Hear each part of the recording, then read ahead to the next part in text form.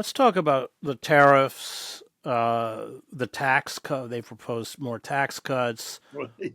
How is that all going to play out economically? Are they really can they leave the military industrial complex alone because they're not? There's a bill in Congress pushed by the Republicans to increase military spending by $100 billion over the next decade.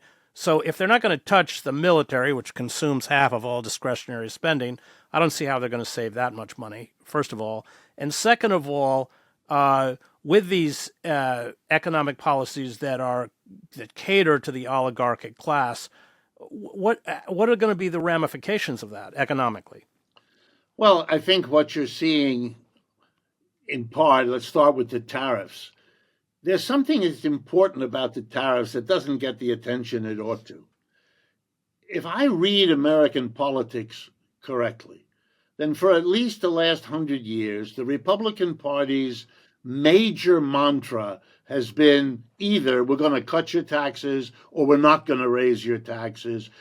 We are the anti-tax party. And they go to every part of the population they can to sell that story. A tariff is a tax. That's all it is. It's a tax on imported objects that are produced elsewhere and sold here. In the early days of American history, these were called import duties because that's what they are. Calling them a tariff. Didn't we start a revolution over that? Yes, among other things. That's right. That's right, because we weren't allowed to put them on us. Yeah. King George III made that decision. That's right. So here we have an anti-tax party whose major economic weapon, as of Mr. Trump, is a tariff. It's kind of there's more evidence that something is really breaking down because they have to become advocates of the very thing they claimed in principle they were against. Very bizarre. And the same people out of whose mouth on the 4th of July comes anti-tax BS are now telling you about what a wonderful weapon the tariff is. The reason Mr. Trump uses it, by the way, is that Congress gave the president a lot of leeway about doing that, and so he can do it, and so he can play the role Mr. Trump likes to play, the angry God with his weapons, and he couldn't do that with many other weapons because they have to go through the Congress or through various procedures other than him just spouting off on Truth Social how he's going to do this or that. Do it today, cancel it tomorrow. All this bizarre theatric. He's doing it because he can do it with that. There is no principle behind it. Number one. Number two, you cannot know. And there's, by the way, tariffs are very old. There's nothing new. Countries have been throwing tariffs against each other for centuries. Why do I tell you this? Because there's an immense literature. I've had to teach courses in international economics. That's where that literature is. The students spend, 3 weeks going through articles and books, et cetera, et cetera. All right, so here's what we know. We know that a tariff you cannot tell people what a tariff will do. The reason is a tariff sets off a whole series of reactions. You can't know them in advance.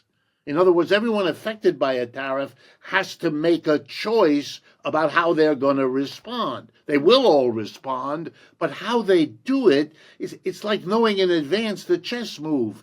You have some probabilities maybe, but you never know. The genius is the one who adjusts. So when Mr. Trump tells you the tariffs will do X, this is snake oil. This is nonsense. He doesn't know what that's going to do.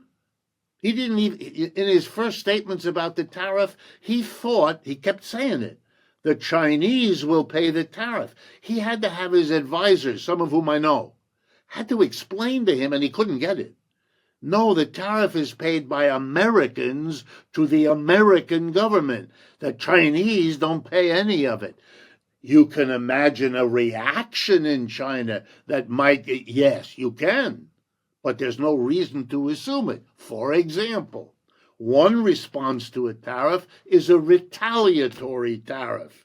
Okay, you can't know in advance whether they will do that, and you can't know in advance what products of yours they will impose a tariff again. They don't have to do it across everything. For Europe is busy taxing bourbon whiskey, and so are the Chinese for obvious political reasons because it impacts Mr. Trump's economic base. But we don't know. If Canada cannot sell its electricity into the United States, well, then they're going to sell it to China. Is that really an advantage? The answer is no. Is that a possibility? Yes.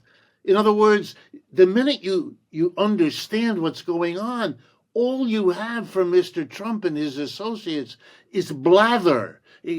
What looks good on the evening news, we're going to do this, and it's going to have that result. That's exactly what he can't do. Nobody can do that. And even a passing awareness, if you're not a paid huckster, is you would say, well, this is going to hurt the relationship. It's going to lead to a lot of rethinking and choices among optional, and how they all add up and impact on us.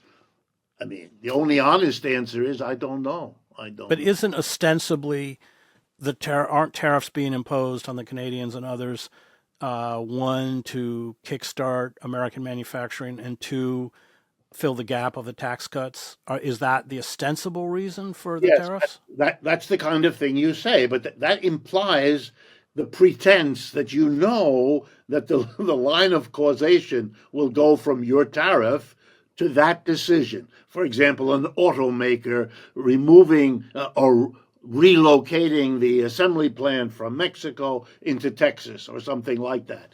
Yeah, but here's the problem. It is very expensive to move production facilities.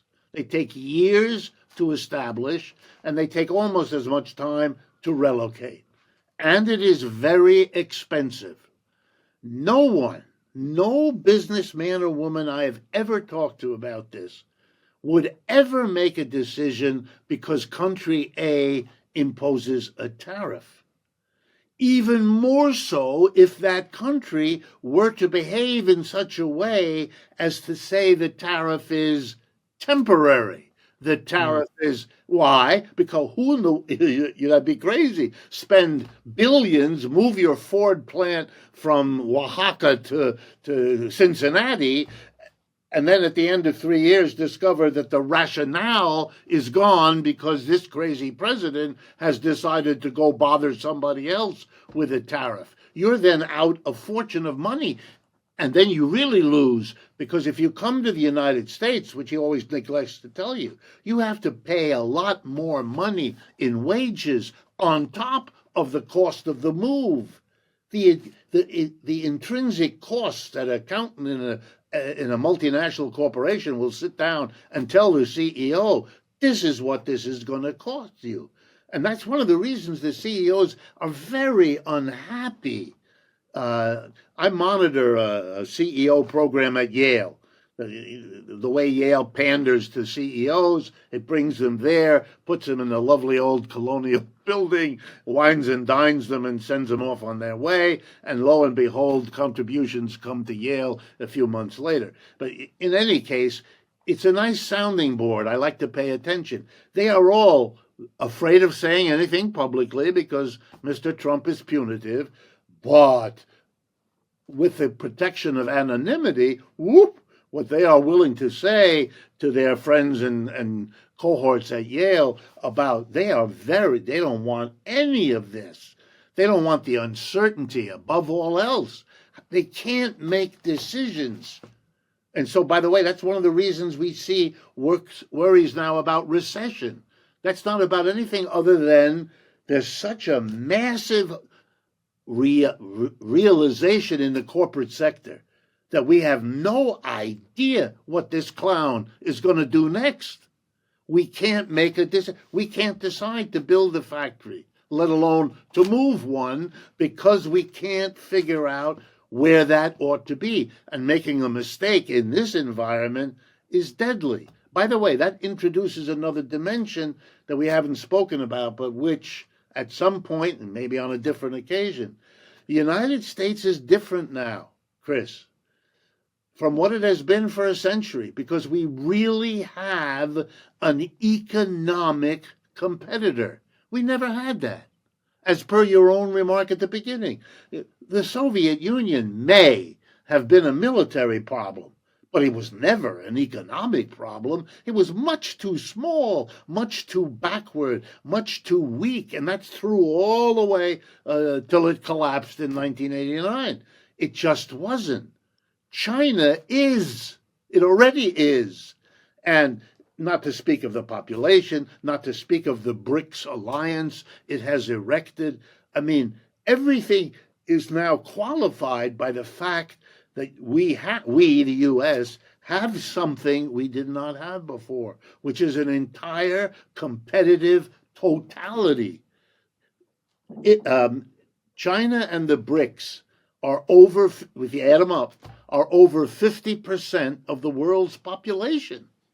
The United States is 4.5%. You got to keep this somewhere in your head, what we are talking about here. If you add up the GDP of the G7, the US, Canada, Japan, Britain, France, Italy, and Germany, it's about 27, 28% of the world's output. If you add up China and the BRICS, it's 35%. It's already a bigger economic unit than we are.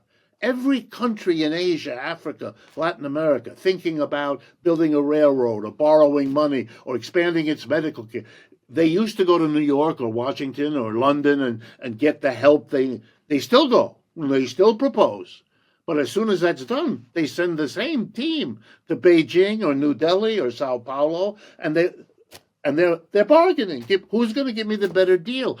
And they're in a better position than we are to do that, which is why the railroads of Africa are being built by the Chinese and the ports in Latin America and so on.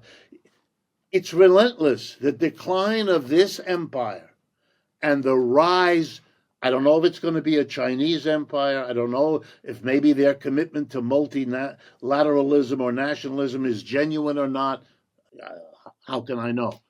But the decline of this one, unmistakable, unless you need to deny it, which you and I know is the air we breathe in this country.